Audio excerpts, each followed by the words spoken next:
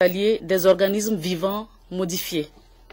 En autorisant la ratification du protocole de Nagoya-Kuala Lumpur, le Conseil des ministres entend donner à notre pays les moyens de déployer les nouveaux textes internationaux applicables au mouvement des organismes vivants modifiés et fondés sur le principe de précaution. L'application de ces textes permettra de préserver les intérêts des populations de notre pays en leur offrant un cadre juridique permettant de faire aboutir leurs efforts de conservation de ressources génétiques. Le projet de décret examiné en première lecture par le Conseil est relatif à la procédure des études d'impact environnemental. Ce texte apporte d'importantes innovations et détermine une nouvelle liste indicative des projets, travaux et documents de planification susceptibles d'être soumis à une étude d'impact environnemental. Toutes ces nouvelles dispositions visent à favoriser la prise en compte effective de la protection de l'environnement dans les politiques, les programmes, les projets de développement dans tous les domaines, conformément aux exigences des conventions internationales sur la protection de l'environnement auxquelles notre pays est partie prenante. Pour finir, une communication a été présentée au cours des travaux du Conseil. Dans cette communication, le ministre des Affaires étrangères et de la coopération a rendu compte au Conseil des décisions importantes adoptées lors du sommet des chefs d'État et de gouvernement du Conseil de l'Entente qui s'est tenu le 17 décembre 2013 à Niamey. Au cours de ce sommet, les chefs d'État et de gouvernement ont approuvé le rapport de liquidation de fonds d'entraide et de garantie des emprunts du Conseil de l'Entente et ont ordonné le transfert de ces ressources financières au secrétariat exécutif du Conseil de l'Entente. Les chefs d'État et de gouvernement du Conseil ont également décidé de renforcer les capacités du Centre régional de formation pour l'entretien routier, je voudrais dire CERFER, que nous connaissons, en vue de faire de ce centre un centre d'excellence. Le sommet de Niamey s'est par ailleurs engagé à favoriser le renforcement de la coopération administrative transfrontalière, notamment à travers l'institutionnalisation d'une réunion annuelle des ministres en charge de la sécurité et des frontières au sein des États membres. Les chefs d'État et de gouvernement du Conseil de l'Entente ont instruit le secrétariat exécutif du Conseil afin qu'il prenne les dispositions pour le renforcement de la coopération politique et des programmes communautaires dans les secteurs de l'eau, de l'agriculture et de l'élevage. L'objectif est de générer des résultats concrets, notamment pour consolider la sécurité alimentaire. Le Conseil des ministres a été tenu informé du choix porté sur Lomé pour abriter le prochain sommet du Conseil de l'Entente prévu en décembre 2014. Dans les divers, la ministre de l'Action sociale, de la promotion de la femme et de l'alphabétisation a rendu compte de la tenue à Lomé à partir de demain, jeudi 27 février 2014, d'un atelier international autour du thème « La participation des femmes à l'activité économique en Afrique de l'Ouest. Quels défis et quelles opportunités ?» Cet atelier se tient en collaboration avec les institutions de la Banque mondiale. La ministre de l'Action sociale, de la promotion de la femme et de l'alphabétisation a aussi rendu compte de la préparation de la Journée internationale de la femme qui sera célébrée le 8 mars prochain. Cette célébration est placée cette année sous le thème « L'autonomisation économique des femmes, progrès pour toutes et pour tous ».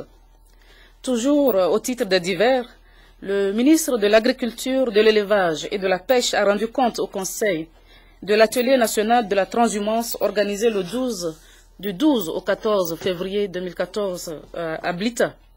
Cet atelier a permis de réactualiser la carte de la transhumance avec une nette définition des zones de transhumance, des zones de pâturage, des zones d'accueil et des couloirs. Il a permis également de redéfinir les rôles et les responsabilités des acteurs impliqués dans la gestion de la transhumance. Fait à Lomé, le 26 février 2014, le Conseil des ministres. Merci beaucoup, madame. Le Conseil a également délibéré donc quelques décrets de nomination que voici. Nomination donc par décret sont nommés professeur Napo Koura Gallo, secrétaire général du ministère de la Santé. Monsieur Tokoro Adignon, directeur de cabinet du ministre de l'Environnement et des Ressources forestières. Monsieur Gomez Kofi Jean-Luc, directeur de cabinet du ministre de la Communication, de la Culture, des Arts et de la Formation civique. Enfin, monsieur Solitoke Batembana, directeur des affaires administratives et financières au ministère de la Communication, de la Culture, des Arts et de la Formation civique. Voilà donc ces décrets délibérés ce mercredi en Conseil des ministres. Merci beaucoup, madame. Nous l'annoncions en titre tout à l'heure, l'information également en début de ce journal, eh bien, c'est cet accord de coopération signé ce matin entre les hautes autorités de l'audiovisuel et de la communication du Togo et du Bénin. Nous en parlons dans un instant. Le temps de signaler cette audience à la présidence de la République, audience accordée au président de la HAC du Bénin, Théophile Nata, reçu donc par le chef de l'État. Les discussions portaient sur la solidarité entre les institutions de l'audiovisuel et de la communication des deux pays, le Togo et le Bénin. Les précisions au micro de Prudence Zissou. Nous venons d'être reçus par le chef de l'État. Cela nous a fait vraiment un grand plaisir parce qu'on ne s'y attendait pas. En venant ici, c'est évidemment le président Tozun qui a tout arrangé. Et ça a été une surprise. Le chef de l'État nous a reçus pour nous encourager à continuer notre travail objectivement et de manière vraiment libre, à coopérer de manière à ce que chacun en donne et en prenne. C'est cela la coopération.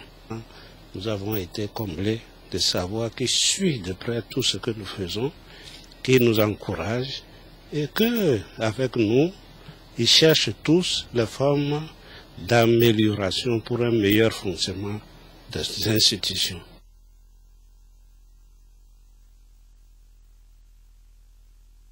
Et on en vient maintenant à l'accord signé donc ce matin entre les HAC, Togo et Bénin. En toile de fond, le renforcement de la liberté de presse et le partage de connaissances et expériences entre les deux institutions. Aliou Rochitiri, Christine Pétiki-Aloudé. Un protocole d'accord bilatéral entre la haute autorité de l'audiovisuel et de la communication HAC du Togo et celle du Bénin. Les patrons des deux institutions, à travers cette signature, réaffirment leur volonté à faire encore plus en matière de promotion de la liberté de presse dans le respect des lois nationales et internationales.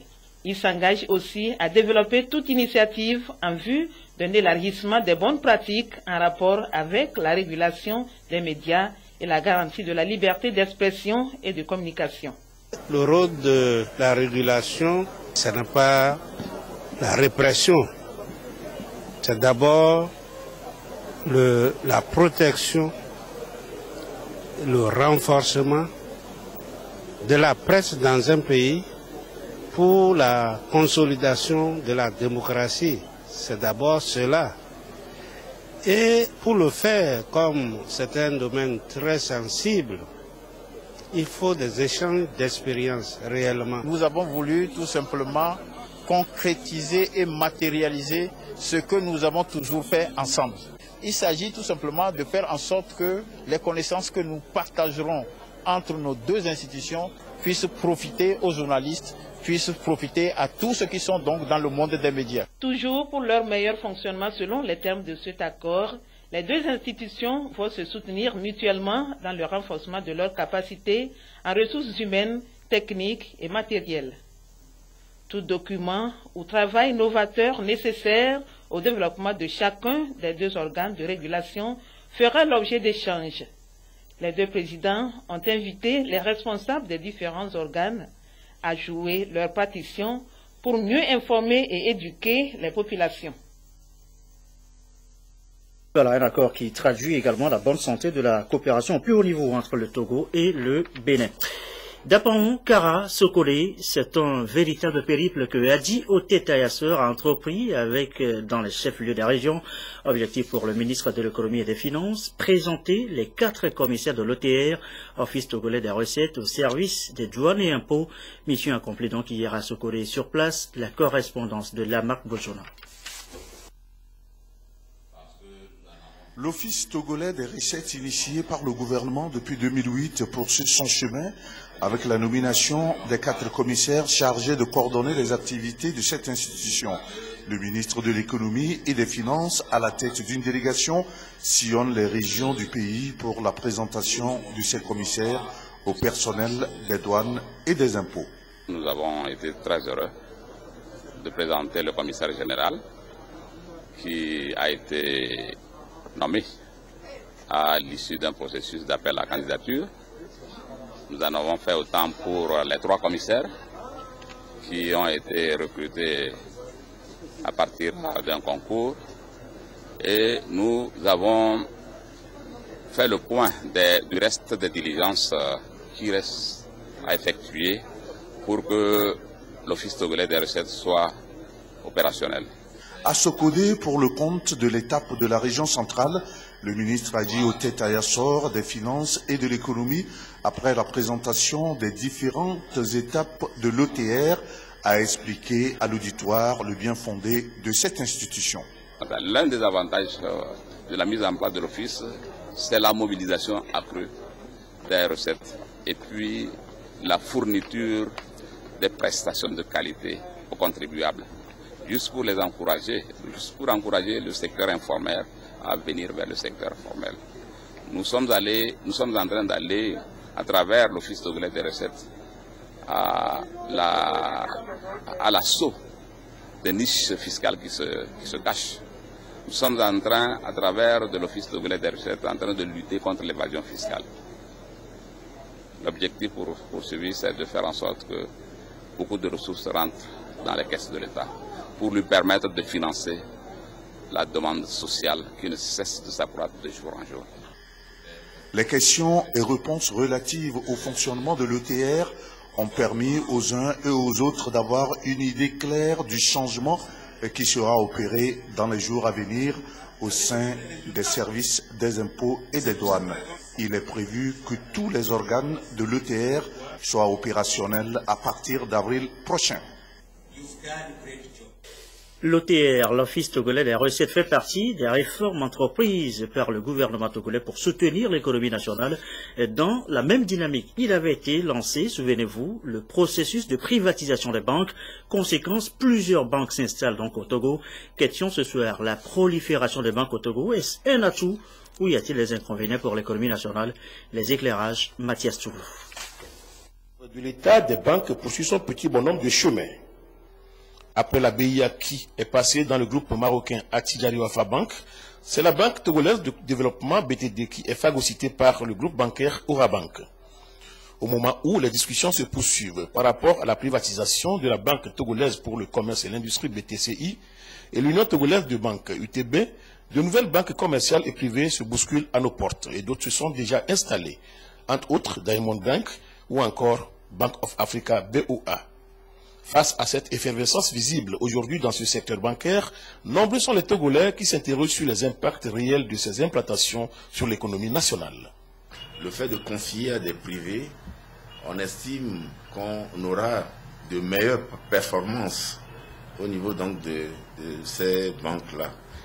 En plus, évidemment, un côté avantage pour l'État, lorsque ces banques sont bien gérées et qu'elles vont engranger de bons résultats, financer de façon harmonieuse l'économie du pays, évidemment, de façon globale, l'État y trouvera son compte du point de vue d'abord de la fiscalité par rapport à ces banques qui seront prospères et également du point de vue du financement donc de l'économie où les effets se sentiront sur les objectifs macroéconomiques que se fixent donc les dirigeants, notamment en matière de taux de croissance de l'économie et taux de croissance qui va induire un peu également de l'emploi et puis l'équilibre des comptes extérieurs, bien sûr un regard sur le niveau de l'inflation.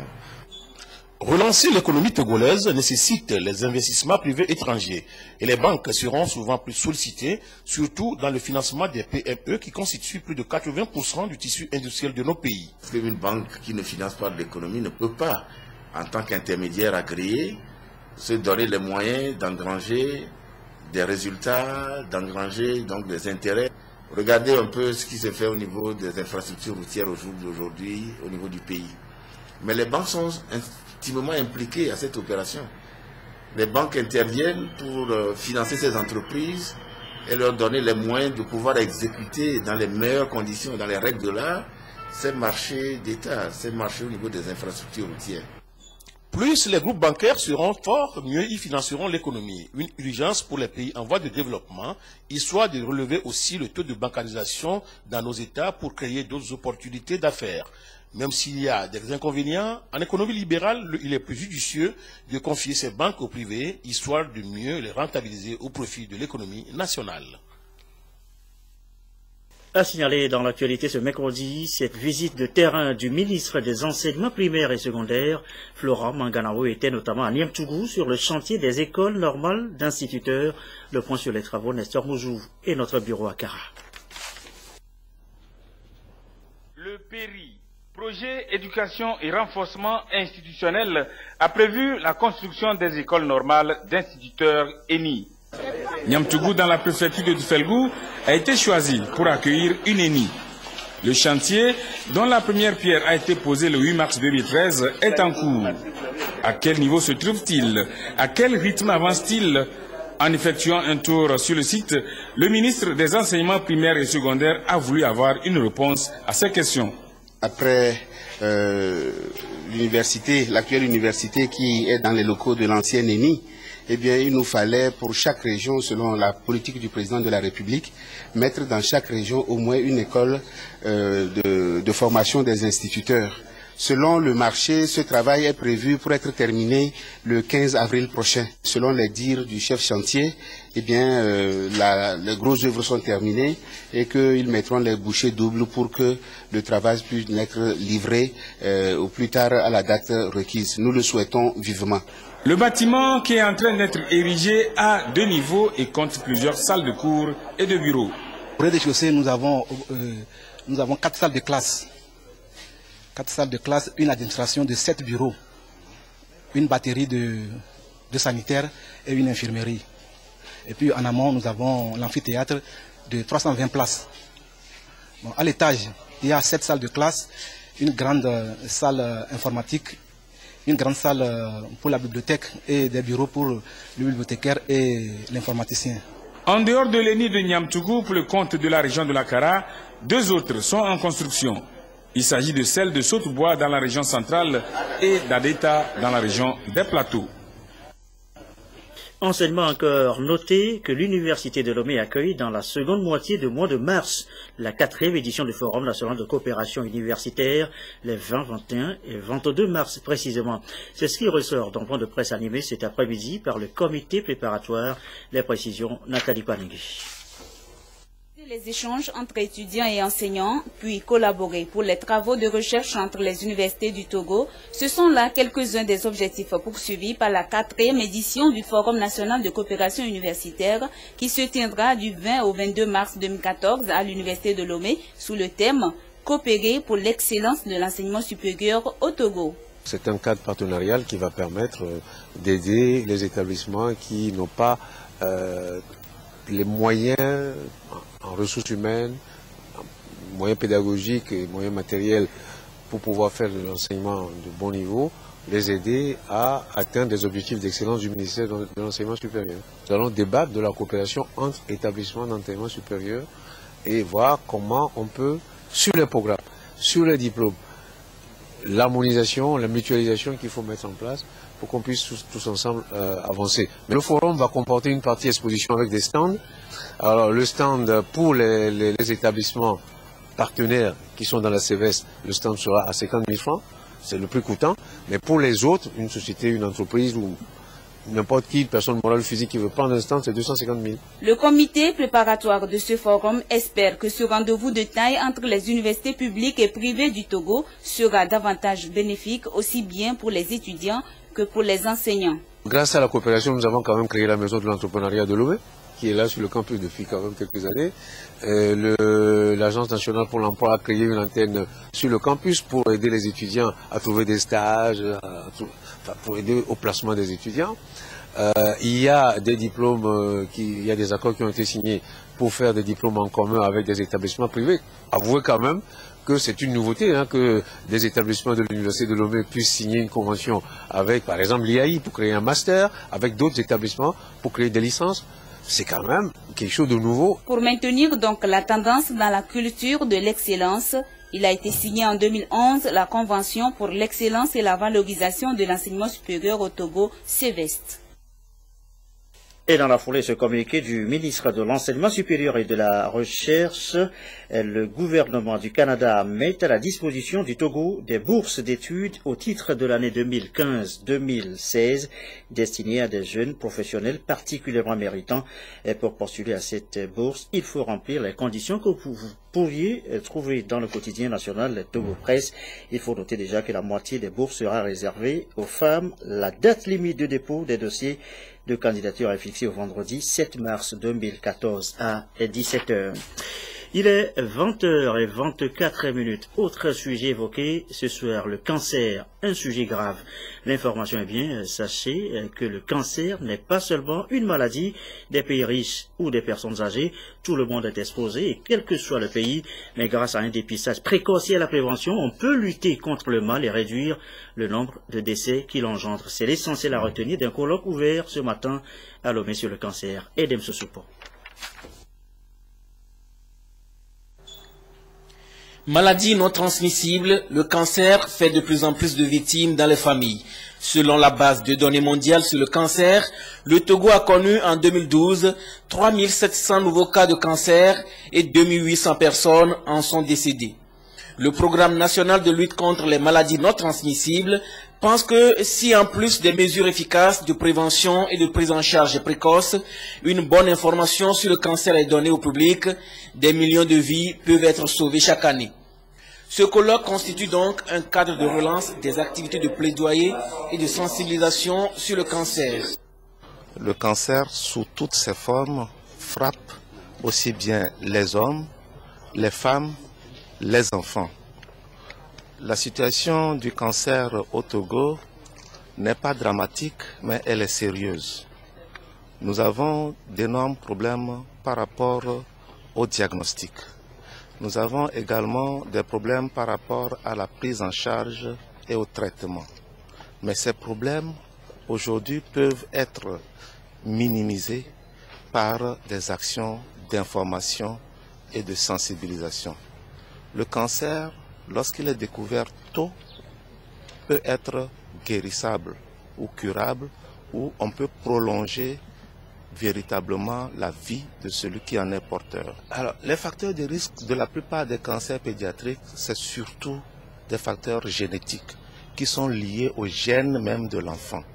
Par contre, chez les adultes, les facteurs de risque existent et sont liés à nos comportements, à notre alimentation. On cite en premier le tabagisme, qui est à l'origine de à peu près 22% de tous les cancers dans le monde et dans notre pays également.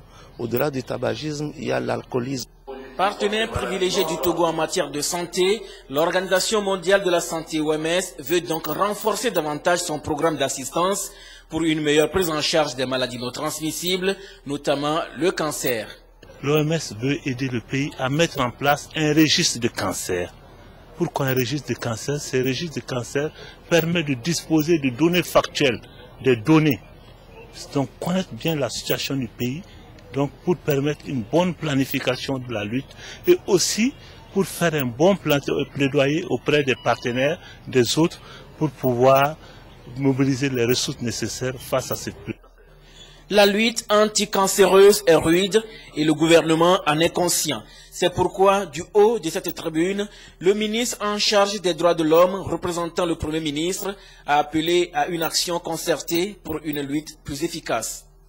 Malgré les efforts consentis ces dernières années par le gouvernement et ses partenaires, le système de santé du Togo n'arrive pas encore à offrir des soins holistiques pour le cancer. De plus, les initiatives de prise en charge qui s'y font ne sont pas tout à fait organisées.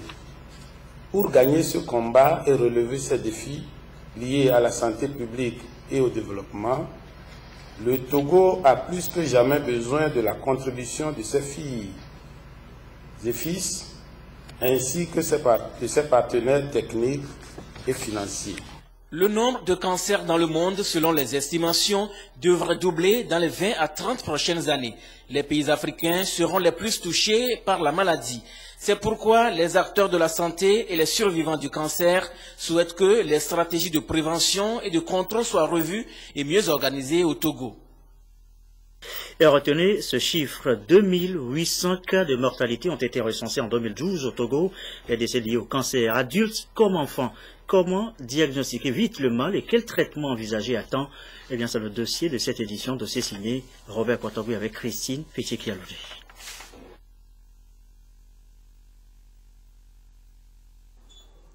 Le cancer est une cause majeure de décès dans le monde selon l'Organisation mondiale de la santé. Il est à l'origine de 8,2 millions de décès en 2012, dont 2800 enregistrés au Togo. Plus de 60% des nouveaux cas de cancer surviennent en Afrique, ce qui justifierait la présence du taux d'atteinte de 14 millions à 22 millions au cours des 2 prochaines décennies. De par sa nature, on distingue 2 types de cancers. À cela s'ajoute le cas spécifique des enfants. Donc on peut avoir tous les types de cancers chez l'enfant, mais de façon spécifique. On a beaucoup de cancers qu'on appelle le cancer de Burkitt, qu'on a chez l'enfant. Il y a également le rétinoblastome, le néphroblastome. Donc ces cancers sont plus spécifiques à l'enfant qu'à l'adulte. Quand on parle de cancer, il y en a 2. Il y a ce qu'on appelle les cancers solides, donc comme cancer du sein, cancer de l'utérus, cancer du poumon, cancer de la prostate, etc. Et ce qu'on appelle les cancers liquides. On les appelle les hémopathies malignes. Donc dans les hémopathies malignes, on a les leucémies et puis les lymphomes. Donc il y a des facteurs qui sont là qu'on peut éviter. Donc il y a par exemple l'alimentation, il ne faut pas qu'on mange trop pour prendre un surpoids. Donc ceux qui sont obèses sont suspects à faire des cancers, ça c'est décrit. Donc ceux qui mangent mal sont suspects à faire des cancers, c'est décrit. Ceux qui vivent dans un environnement malsain également peuvent faire des cancers. L'éviction de ces facteurs de risque, ainsi qu'une détection précoce et un traitement adéquat augmentent les chances de guérison de leucémie et de lymphome. Donc les leucémies et les lymphomes sont des cancers liquides qui relèvent d'un traitement plus spécifique. Souvent, il n'y a pas de masse bien visible comme dans les cancers solides. Donc les lymphomes et les leucémies peuvent atteindre aussi bien l'enfant que l'adulte. La leucémie, le diagnostic, c'est, je dirais, un peu plus simple.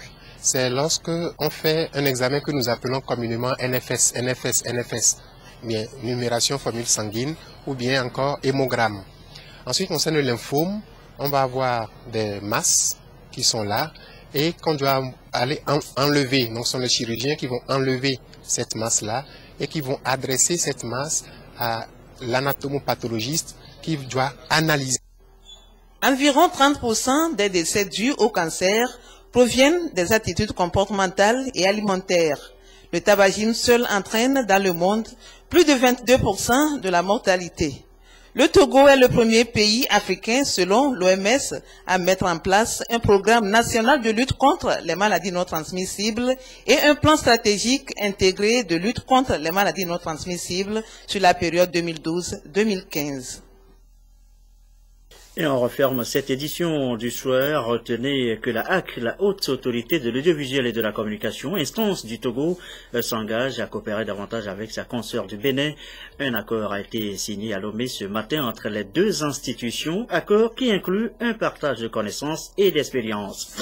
La météo, juste après, pour les prévisions du soir, vous retrouverez Cléo Sabine Poco sur rendez-vous de l'économie avec Mathias Tsoglou tous les mercredis. Et ce soir, vous suivrez l'originalité du Fonds national de finances inclusives en faveur de la lutte contre la pauvreté avec le professeur Kakonu Boupo, ministre auprès du président de la République chargé de la prospective et de l'évaluation des politiques publiques, un fonds ou une initiative qui sera analysée par Dr Charles Biriga, spécialiste en finance avec ses expériences de la Fondation Fondavo. Ce sera en compagnie de Mathias Tsoglou, donc aux alentours de 21h30. Merci à vous qui nous suivez à Farchana, au Tchad, à la frontière avec le Soudan, sur la télévision togolaise et comme d'habitude, toujours fidèlement. Joyeux anniversaire à Nestor Mouzou, notre correspondant Kara, qui souffle une bougie de plus. Excellente fin de soirée chez vous. À demain.